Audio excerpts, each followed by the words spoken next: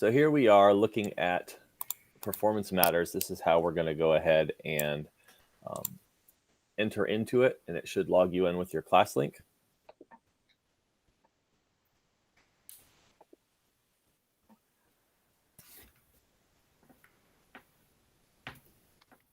And then it starts showing a bunch of students. What you want to do to find the test is go under Tests. Wow.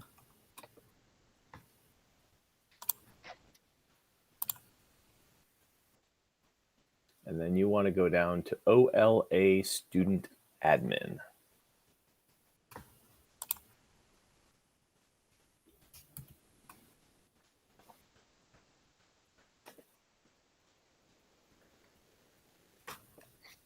Now, there might be 7 different ways to do it. This is just the way I do it. I click under Test Title, and it shows a bunch of them, but not a significant number, and it's like less than 10. So you'll see all the different ones. If you're doing Algebra 2, there's your Algebra 2 benchmark, Algebra 1 benchmark 1 and 2, and Geometry benchmark 2. I'm not sure if there are other ones that you need specifically, but the one I'll be giving is the CIP Algebra 1 benchmark 1. And I think that identifying number, the 2439528, it might have been the one that Ellen supplied for us. All right, so I click on that one and it pops up this whole screen. Now this is where you might want to do a little bit of research. I went ahead a little earlier today because when I look for a class, if I want to get the students I want to assign it to, all it says is Algebra 1 Part 1, and it has a bunch of these number codes next to it.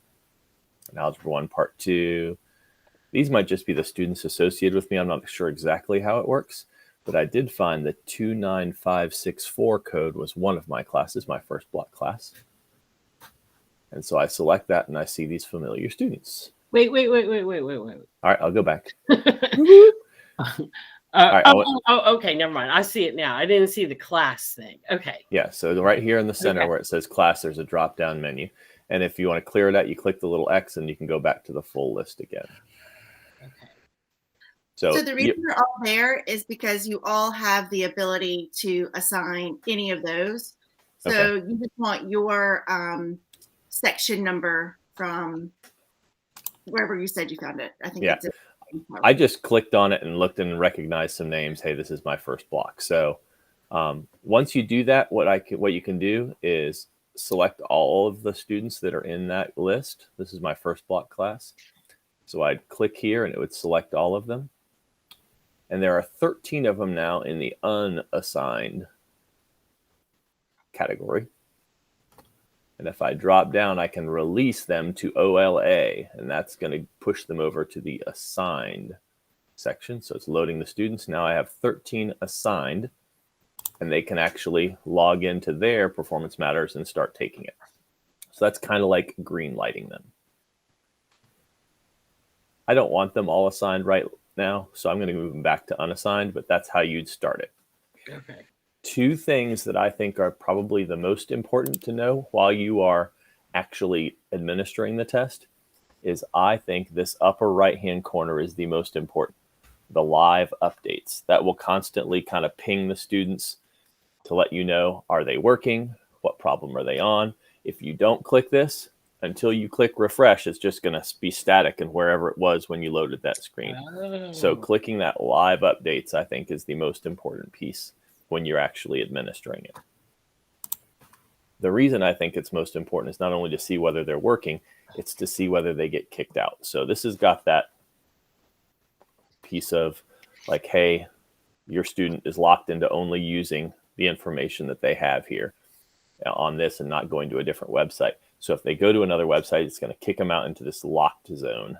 And you'll have to pull this down and unlock the test for that student if they get into the locked zone because they went to regular Desmos instead of using the embedded Desmos.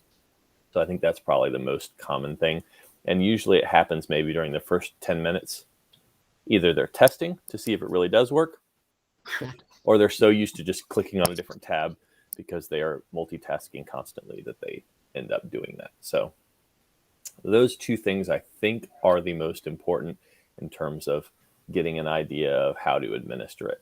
And what happens is they continue to take the test. When they submit it, they'll move over here to submitted. And it usually takes a while. I would wait till the next day. It usually takes even up to an hour for them to actually get graded. I don't know why it takes so long, but just be aware that you're not going to be able to have results for them instantly once they submit it. It takes a while to go through that process of going from submitted into the finished zone where you can actually look at their scores. The only other thing, if you are interested, if you go over to tests and go to Test Center, let's say you want to see what type of questions they have on these tests. Well, if you go to here, Fall Algebra 2, Fall Algebra 1, there's this little triangle here that says OLA Preview, and you can preview said test if you want. And you can get an idea when you preview the test what tools they'll have available. So you can explain to them that in the upper right-hand corner, they'll have their tests. I tried one earlier today, so it's paused, so I'm going to resume. It gives you all the little icons that they want to be familiar with if they can use those tools. But then when you go to this, it warns them, don't go off the website or you're going to get locked out. So here's a question. The tools are in the upper right-hand corner, and there's your graphing calculator. So when you pull up the graphing calculator, they have the same tools they're used to. They can make it bigger by clicking the wrench and getting a bigger text. And you have your menu down here, all your functions, etc. So your Desmos calculator is embedded in there. If they want it bigger, you can click this little arrow button. It makes it a little bit bigger, and they can kind of minimize it down again, and then they choose their answer over here. There's the navigation tools to go to specific questions, as well as a next and previous at the bottom. So it's very standard format. It's not exactly like TestNav, but it's pretty close. All right, I've talked a lot. Does anybody need me to slow down, repeat anything, or answer any questions that you may have about Performance Matters, the tools of how to set up the class and or how to find your test?